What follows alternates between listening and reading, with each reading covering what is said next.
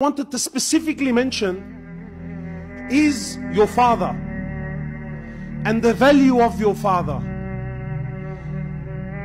I'm gonna do my best to keep my emotions in check.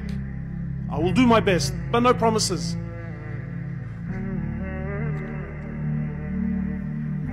There's the Birr al-Walidain and the orders of Allah. That's number one. But really what I want to mention to you is, my brothers, no one on this earth will love you and care for you more than your father. No one. Your father is the most valuable person in your life. Irrespective of who he is, with all of his flaws and all of his mistakes, he is your father. And I don't know what else to say. How do I say it in a way where, brother, you know your father, he owns you. You know your father, he owns you. You know what he owns you means? He owns you. He owns your clothes. He owns your shoes. He owns your money. You know your money? If your father, I'm not encouraging fathers, I'm just giving you, if your father took every single dollar you own, you have nothing in front of Allah. You have nothing in the Islamic courtroom. You have nothing, because he owns you. He owns your wealth. He owns your clothes. He owns everything about you. He owns you. That's your dad.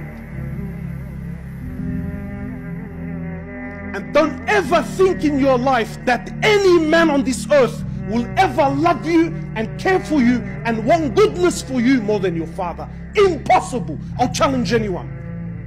Wallah, the kaf, if your father slapped you with all his heart, the kaf from your father is more beloved, should be more beloved and dearer to you than 1,000 hugs from the boys on the street, from 1,000 hugs from your wife, from 1,000 hugs from your children, because that kaf that comes from your dad, you know exactly where it came from. Whereas those hugs on the streets, and those hugs that come from your wife, and those hugs that come from the, wallah, you don't know what price you're going to pay behind those hugs and those smiles.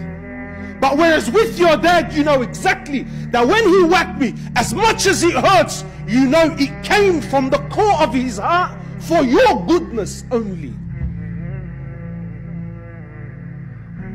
Our fathers are deeply flawed. No one is perfect. Sometimes your understanding of deen is 10 times better than his.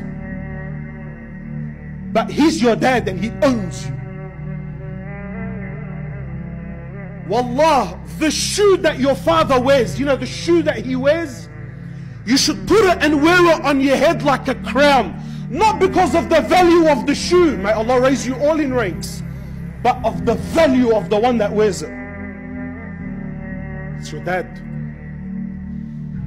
And it is unbelievably selfish that a young man comes and says to me, but why can't I do what I want? Wallah, brother, I got news for you. You, my brother, and you, my sister, you didn't fall from the sky.